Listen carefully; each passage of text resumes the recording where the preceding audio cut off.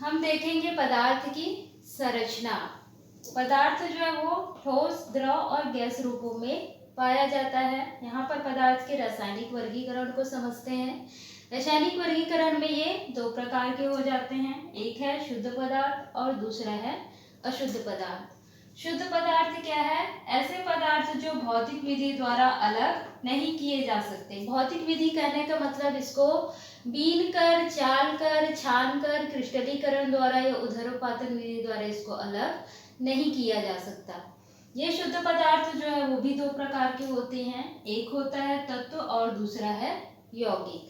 तत्व क्या है? जो एक ही प्रकार के परमाणु या अवयवों से मिलकर बने होते हैं, मतलब उसमें अपने ही समान परमाणु पाए जाएंगे, वो क्या होते हैं? तत्व कहलाते हैं। जैसे कि ऑक्सीजन, सोना, चांदी, सोडियम, हीरा, ग्रेफाइट, कार्बन आदि, इसमें अपने ही समान क्या रहेगा? तत्व या परमाणु जो है वो रहेंगे। अब देखते हैं यौगिक। दो या दो से अधिक तत्व परमाणु के निश्चित अनुपात में संयोग से बनते हैं। ठीक है, इसमें दो या दो से अधिक तत्व शामिल हो सकते हैं, लेकिन उनके अनुपात क्या रहेंगे? निश्चित मात्रा में रहेंगे। ठीक है, जैसे कि उदाहरण में देखते हैं पानी, हाइड्रोक्लोरिक अम्ल, कार्बन डाइऑक्साइड, अमोनिया, मीथेन और कैल्शियम कार्बोनेट आदि। ठीक है, यहाँ पर आप देख रहे हो पानी, यहाँ पर हाइड्रोजन और ऑक्सीजन गैस जो है वो एक निश्चित मात्रा में मिला है। यहाँ पर हाइड्रोक्लोरिक अम्ल जो है वो उसमें हाइड्रोजन और क्लोराइड, ठीक है, इसकी भी जो मात्रा है वो निश्चित मात्रा में उपस्थित है। कार्बन और ऑक्सीजन जो भी है वो भी एक निश्चित मात्रा में संयोग से बनता है। अब देखते हैं गर्म करने पर।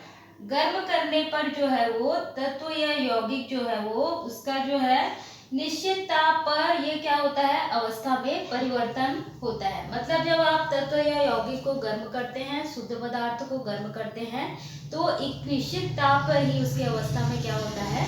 परिवर्तन होता है। अब देख लेते हैं अशुद्ध पदार्थ। अशुद्ध पदार्थ कौन से पदार्थ हैं?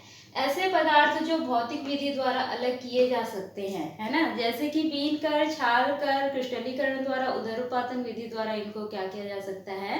अलग किया जा सकता है। जिसके उदाहरण है मिश्रण। मिश्रण क्या होते हैं?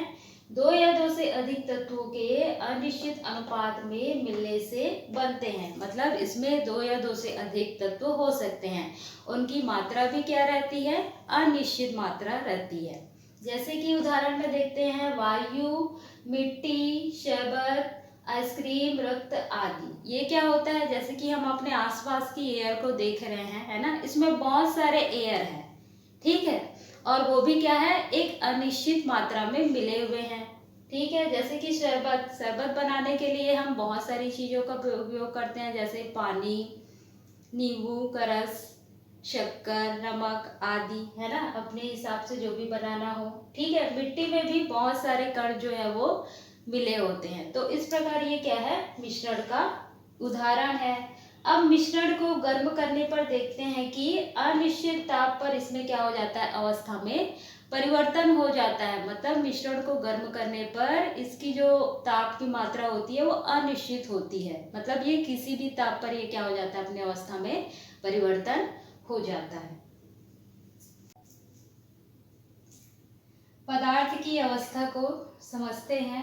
पदार्थ जो है वो ठोस, द्रव और गैस रूपों में पाया जाता है। पदार्थ की तीन अवस्थाओं में अणुओं की व्यवस्था को देखते हैं। पहला है ठोस। ठोस में उसके अणु जो है वो अत्यधिक प्रबलता के साथ एक दूसरे से क्या होते हैं? जुड़े होते हैं। मतलब ठोस के अणुओं के बीच जो है वो आकर्षण बल जो है बहुत अधिक होता है, तो इनके अणुओं को आपस में बीच में गति करने की स्वतंत्रता नहीं होती, जिसके कारण ठोस का जो है वो आकार व आयतन क्या होता है? निश्चित होता है।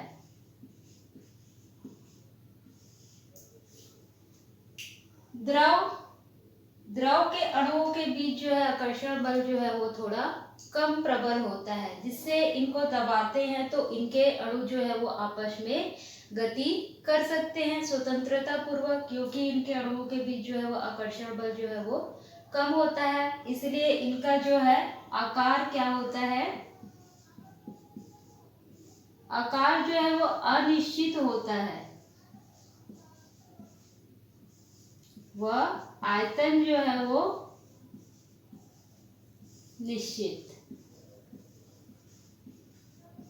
आयतन तो वही रहेगा लेकिन आकार जो है वो परिवर्तित होता रहता है।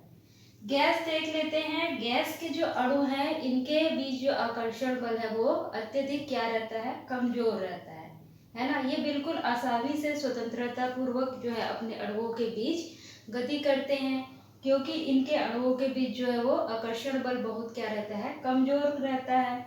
इसलिए इनका जो आकार व आयतन ये क्या रहता है, दोनों अनिश्चित होता है।